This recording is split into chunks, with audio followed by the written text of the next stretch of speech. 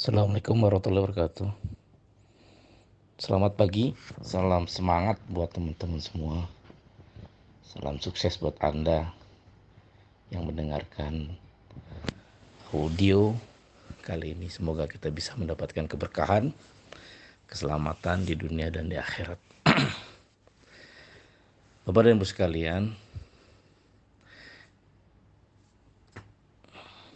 Imam Ibnu Qayyim Al-Jauziyah pernah mengatakan kalau Anda ingin mendapatkan kesuksesan dan kebahagiaan, maka Anda harus memiliki dua ilmu ini. Dua ilmu saja. Ilmu yang pertama adalah ilmu ma'rifatullah, ilmu mengenal Allah, atau ilmu mengenal tujuan. Karena Allah adalah tujuan hidup kita. Allahu ghayatuna, Allah tujuan hidup kita, maka ilmu tentang tujuan ini harus kita pahami. Kalau dalam dunia manajemen, mau kemana kita berjalan?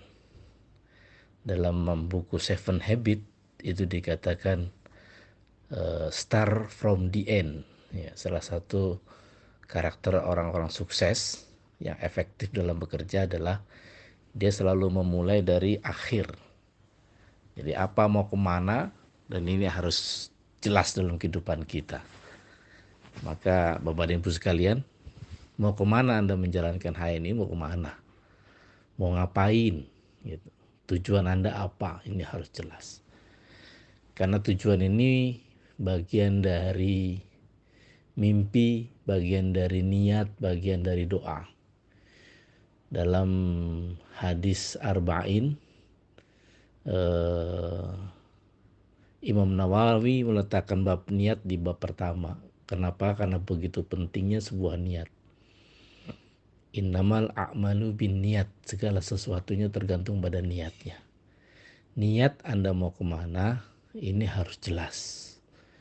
Ya, dalam buku Seven Habit yang tadi saya katakan, start from the end. Jadi memulai dari akhir. Jadi akhirnya itu Anda mau kemana, mau ngapain, ini harus jelas. Ini akan menjadi sebuah kekuatan, ini akan menjadi sebuah energi positif buat Anda. Karena orang yang tidak punya tujuan akan dua kemungkinan terjadi pada dirinya. Yang pertama, dia tidak akan kemana-mana karena tidak punya tujuan, atau dia akan kemana-mana karena tidak punya tujuan. Terima kasih. Teman-teman sekalian, dalam permintaan Allah berfirman, "Ud'uni astajib lakum."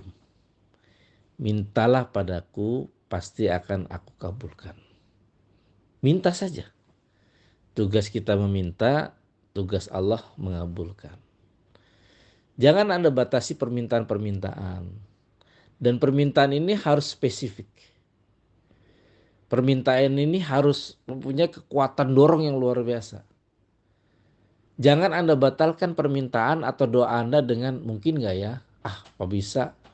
Apa bisa terjadi dan sebagainya dan sebagainya. Ya kan?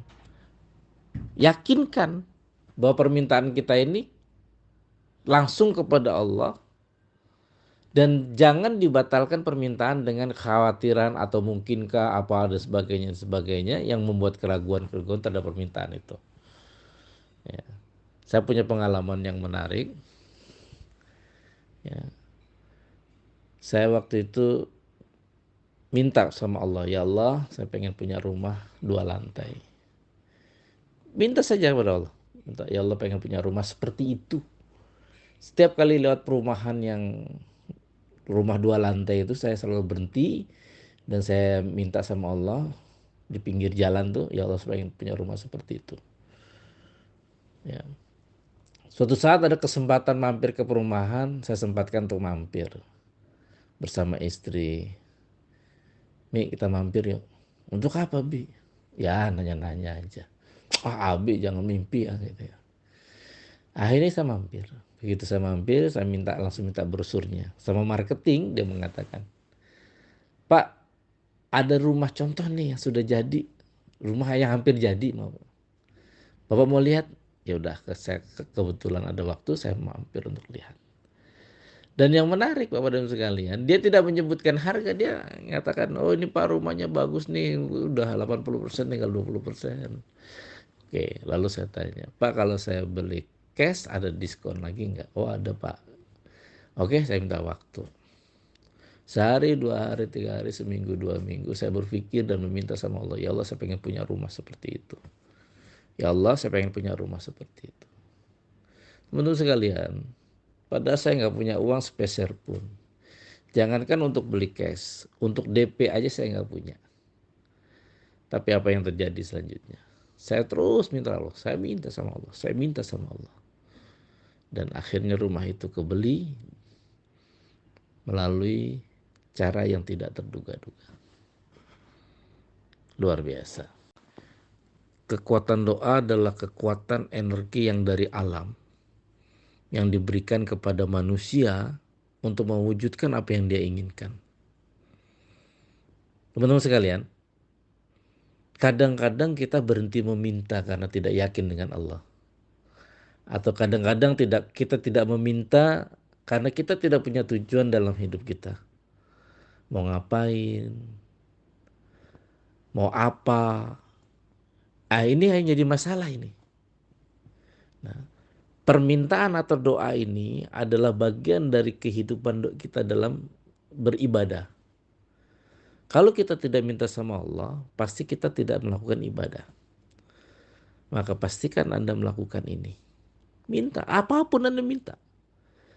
Tapi saran saya, mintalah sesuatu yang besar dan sesuatu yang benar.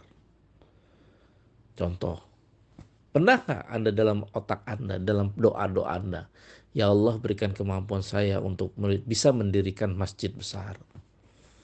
Ya Allah berikan kemampuan pada saya untuk bisa membangun pesantren yang besar. Ya Allah berikan kemampuan pada saya untuk punya anak asuh, 1.000 anak asuh. Jangan-jangan penghasilan kita kecil karena cita-cita kita kecil. Dan jangan-jangan cita-cita kita kecil, kita hanya memikirkan diri kita sendiri. Kita egois.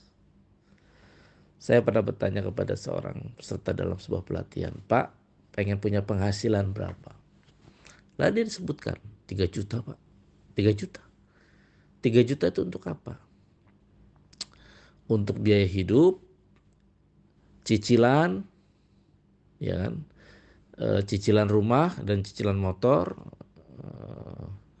dan untuk biaya sekolah anak-anak. Saya bilang cukup Pak, cukup. Alhamdulillah dia bilang begitu. 3 juta cukup? Iya cukup. Oke. Saya tanya sebelahnya seorang ibu. Bu pengen punya penghasilan berapa Pak? Bu, saya nggak tahu Pak pengen punya penghasilan berapa.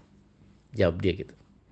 Yang saya inginkan adalah saya pengen punya pesantren yang bisa menampung anak yatim, fakir miskin dan anak yatim piatu. 100 orang aja Pak.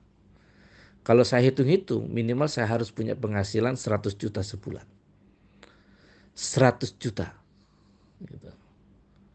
Bapak dan Ibu sekalian, seringkali penghasilan kita kecil karena cita-cita kita kecil. Cita-cita kita kecil karena kita seringkali egois, hanya memikirkan diri kita sendiri. Teman-teman sekalian, setelah kita memiliki cita-cita yang besar dan benar, maka carilah prototip orang yang sudah mendapatkannya. Cari. Temui dia. Belajar darinya. Tempel terus. Anda akan belajar bagaimana cara dia berpikir, bersikap, bekerja, dan merasa.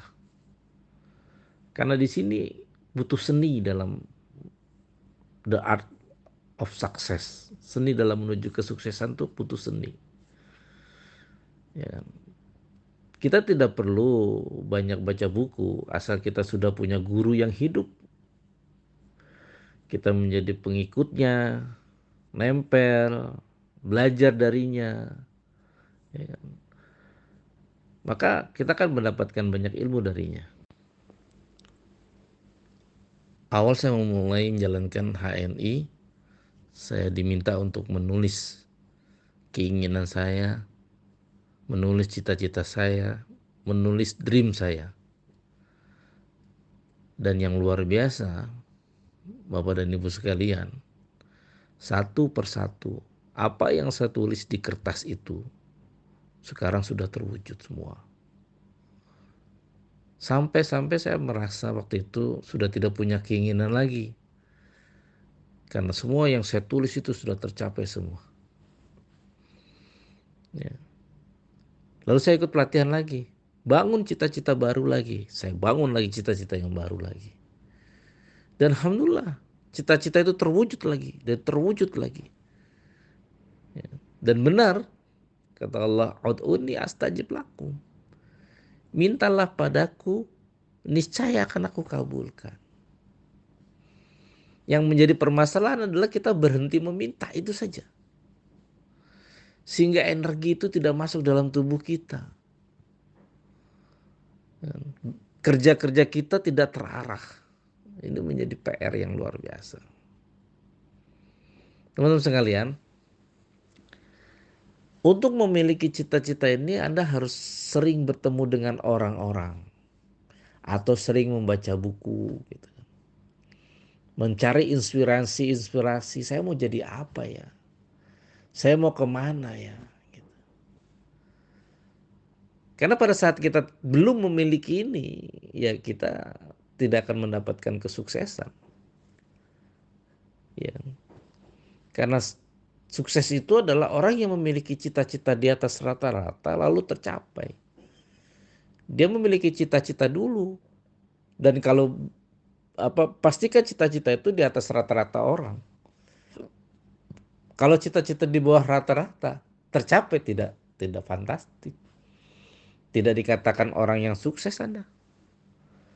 Anda orang biasa-biasa saja.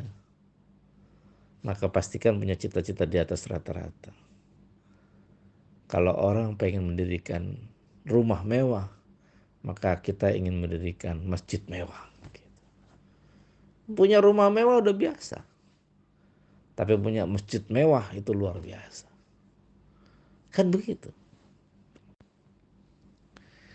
Teman-teman sekalian yang berbahagia, bangun cita-cita ini bukan hanya di awang-awang, tapi di realita. Masukkan dalam mental Anda, masukkan dalam diri Anda bahwa Anda layak mendapatkan cita-cita itu. Anda layak mendapatkan apa yang Anda inginkan. Kalau ada perasaan, ada feeling, atau ada pikiran, sayanya nggak pantas kayak, maka secara otomatis cita-cita kita akan hangus dan terbakar. Percuma. Cita-citanya udah terbakar tuh, hilang, terhapus. Pikiran apa iya saya pantas ya, kayaknya nggak mungkin deh. Itu akan membatalkan doa kita itu. Yang paling parah kata seorang ustadz, itu meremehkan Allah itu. Meremehkan Allah gitu. Ya. Tidak yakin dengan doa itu salah satunya adalah meremehkan Allah. Maka yakinkan, lepaskan doa itu kepada Allah. Sudah selesai. Ya. Selanjutnya apa yang akan terjadi? Ini yang menarik nih. Allah akan mengarahkan kita menuju apa yang kita minta.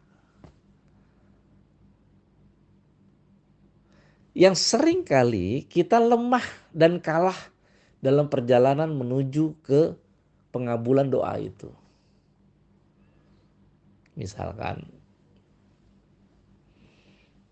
Anda sedang di Jakarta gitu, pengen ke Surabaya.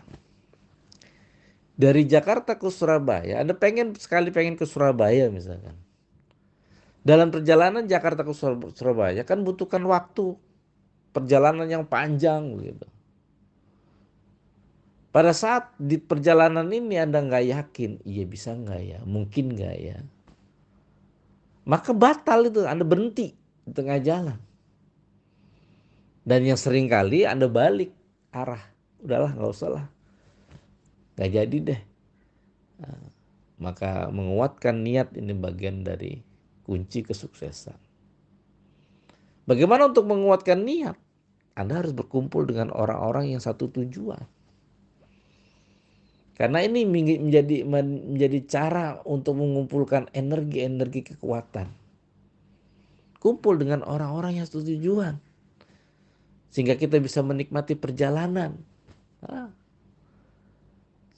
Sehingga bisa support, saling motivasi. Saya pernah mengatakan bahwa kesuksesan itu adalah kepastian. Seperti pastinya kalau pulpen itu dijatuhkan. Dijatuhkan sekali pasti jatuh. 2 kali pasti jatuh. 10 kali pasti jatuh. 100 kali pasti jatuh. 1000 kali pasti jatuh. Yang menjadi permasalahan adalah apakah kita sabar menunggu pulpen itu sampai jatuh. Nah, jadi syarat kesuksesan yang kedua, setelah kita punya keinginan yang kuat, kita sabar enggak? Sabar enggak kita menunggu sampai itu jatuh? Sabar enggak kita menikmati prosesnya? 90% orang gagal karena tidak sabar menunggu proses. Ya kan? Tidak sabar menunggu proses. Dah, saya cari yang lain aja. Saya cari yang lain.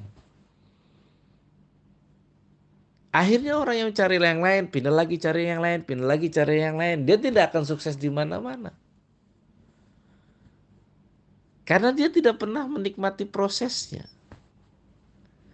Sebodoh-bodohnya petani, saya tidak mengatakan petani bodoh ya. Sebodoh-bodohnya petani.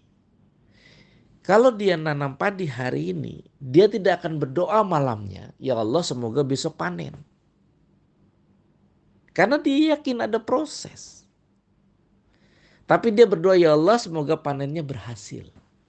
Ya Allah semoga tumbuh dengan subur. Dan bisa menghasilkan kebaikan buat kami sekeluarga. Kan begitu. Nah, teman-teman sekalian, seringkali kita tidak sabar di sini. Jadi kunci kesuksesan yang kedua setelah kita punya keinginan, sabar. Ya kan? Sabar. Saya pernah punya keinginan penghasilan sekitar 50 juta. Sekitar 50 juta lah saya, ya Allah saya pengen 50 juta gitu kan. Terus saya selalu berdoa. Dalam doa-doa saya itu memberikan energi dalam tubuh saya. Setiap pagi saya bergerak seperti tidak ada capeknya. Lalu berusaha seperti tidak ada lelahnya. Sampai Allah kabulkan apa yang saya inginkan. Padahal apa yang saya inginkan itu secara logika pada saat itu impossible. Tapi saya yakin dengan kekuatan doa. Teman-teman sekalian, kuatkan doa Anda. Pastikan Anda bisa mencapai doa yang maksimal. Dan yakinlah dengan doa itu. Yakin. Allah pasti akan kabulkan. Karena kalimatnya adalah ud'uni astajib lakum. Mintalah padaku kata Allah. Pasti akan aku kabulkan. Tidak ada kata mudah-mudahan. Tapi pasti Allah akan kabulkan. Teman-teman sekalian. Kepastian pengabulan doa ini. Allah hanya memberikan 2 kemungkinan pengabulan doanya. Pertama adalah Allah akan kabulkan doa kita seperti apa yang kita inginkan. Kita minta rumah, Allah akan berikan rumah seperti apa yang kita bayangkan. Atau yang kedua, Allah akan berikan yang jauh lebih baik. Kita minta Avanza, ternyata Allah berikan Innova, jauh lebih baik. Gitu kan. Syaratnya satu saja, sabar. Karena untuk buat rumah itu butuh waktu. Untuk buat mobil itu butuh waktu. Gitu. Mampu nggak kita sabar untuk menunggunya? Gitu. Jadi pengabulan doa itu cuma 2. Allah akan berikan seperti apa yang kita inginkan, atau Allah berikan yang terbaik. Ya. Dan biasanya ada orang yang mengatakan, Pak, saya udah berdoa-doa tapi nggak dikabulkan oleh Allah.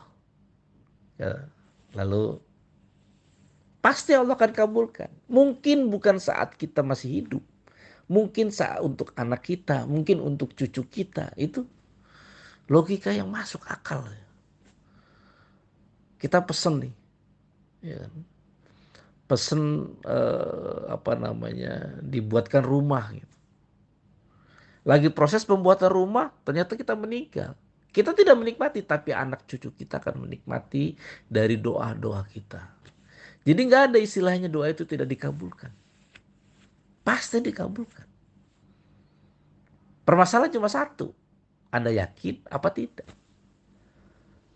Dan jangan batalkan doa-doa Anda dengan keraguan-keraguan. Jangan, sudah lepaskan doa itu. Minta sama Allah, selanjutnya berpikir bahwa setiap kejadian apapun adalah peristiwa, proses pengabulan doa. Kok begini ya? Kok begitu ya? Oh, ini sedang proses pengabulan doa nih. Hidup kita semakin susah, sakit-sakitan gitu. Oh, ini cara Allah nih, ujian nih dari Allah untuk pengabulan doa kita nih. Karena setiap doa itu ada harganya.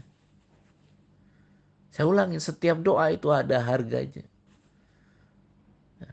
Teman-teman sekalian, pastikan doa Anda sampai kepada Allah. Dengan cara apa? Jauhkan dalam kehidupan kita hal-hal yang haram, hal-hal yang Allah benci. Setelah ilmu yang pertama, memiliki tujuan, ma'rifatullah, ilmu tentang tujuan. Ilmu yang kedua yang harus kita miliki adalah ilmu tentang ma'rifatul insan. Kata Ibnu Qayyim, ma'rifatul insan. Yaitu ilmu tentang manusia. Atau ilmu tentang cara mencapai tujuan. Teman-teman sekalian, Allah akan berikan insting, berikan ilham, diberikan pengetahuan kepada kita untuk pengabulan doa itu. Kita akan diarahkan ke arah sana. Ya kan? Ada seorang yang berdoa, ya Rob, saya pengen punya penghasilan 100 juta sebulan. Dia berdoa dengan sungguh-sungguh. Bulan depan dia dipecat dari perusahaan itu. Dia dipecat, lalu dia berdoa, ya Allah, saya kan pengen penghasilan 100 juta, kenapa saya dipecat? Boro-boro 100 juta, yang 5 juta aja malah hilang. Udah deh, saya batalin doa saya. Salah. Karena bisa jadi pemecatan itu adalah cara Allah ingin mengabulkan doa kita. Allah ingin bilang ke kita, ingin bilang ke Anda, bahwa Anda tidak akan bisa mendapatkan 100 juta di tempat Anda bekerja sekarang. Keluar. Cuma kadang-kadang kita tidak bisa memahami tentang komunikasi Allah dengan hambanya. Kita negatif sama Allah. Nah, ini menjadikan pembatalan doa. Tapi kalau kita terus positif, oh ini ya cara Allah ingin mengabulkan doa. Bentar lagi saya mau di mana ya, kerja di mana ya, atau usaha apa. Positif terus. Positif. Teman-teman sekalian, saya pernah ketipu. Beli lahan, ketipu. Sampai saya harus mengeluarkan uang tambahan sekitar 1,2 miliar. Tapi apa yang masuk dalam otak saya? Dalam otak saya, ya Allah, jangan-jangan ini cara Allah ingin mengabulkan doa saya. Berpenghasilan 1,2 miliar sebulan. Dan tanda-tanda itu sudah mulai terlihat. Menarik. Saya akan ceritakan satu kisah yang sangat menarik setelah ini. Guru saya pernah punya piutang dengan kawannya 2,6 miliar rupiah. Pada saat guru saya ditanya oleh anak buahnya, Pak Haji ini mau kita tagih atau mau dia kita apain? Kalau kita tagih, kita insya Allah punya punya apa namanya semua perlengkapan untuk penagihan kita ada. Surat perjanjiannya ada dan orangnya masih punya uang. Insya Allah kita dapat. Apa kata guru saya? Sudah ikhlaskan saja. Saya tinggal minta sama Allah, ya Rab kalau itu bukan rezeki saya ikhlas, saya ridho. Dan gantikan yang lebih baik dan lebih berkah, lebih besar. Dan yang luar biasa teman-teman sekalian. Setahun kemudian omset perusahaan naik dari 15 miliar jadi 45 miliar. Lalu guru saya nanya ke saya, Pak Bagus tahu nggak keuntungan saya bulan ini berapa? Nggak tahu Pak Haji. Keuntungan saya bulan ini 2,6 miliar sebulan. Hilang 2,6 miliar, Allah ganti dengan 2,6 miliar sebulan. Teman-teman sekalian, yakinlah bahwa doa kita akan dikabulkan oleh Allah. Tidak ada yang mungkin tidak ada yang bisa membatalkan doa kita kecuali diri kita sendiri. Maka jaga perasaan kita, jaga pikiran kita, jaga doa-doa kita. Dan teruslah optimis dengan doa-doa kita, dengan mimpi-mimpi kita. Pasti Allah akan kabulkan. Mungkin bukan masa kita paling pahit, tapi masa untuk anak cucu kita itu pasti akan Allah kabulkan. Banyak kisah-kisah para sahabat yang diceritakan bahwa doa itu dikabulkan setelah anak cucunya. Itu bisa terjadi. Artinya tidak ada yang salah dengan doa kita. Asal kita terus bergerak ke sana. Ya. Teman-teman sekalian, teruslah bergerak. Jangan ragu-ragu. Jadikan HNI sebagai sarana untuk pengabulan doa-doa kita. Kita minta sama Allah, Allah perlu sarana untuk pengabulan doanya. Bagaimana cara Allah mengabulkan doa-doa? Ya ada ikhtiar, bukan tiba-tiba Allah turunkan dari langit, ada ikhtiar. Ya, mudah-mudahan Anda sukses semuanya. Mungkin kita lanjutkan dengan tanya jawab. Allahu a'lam bishawab.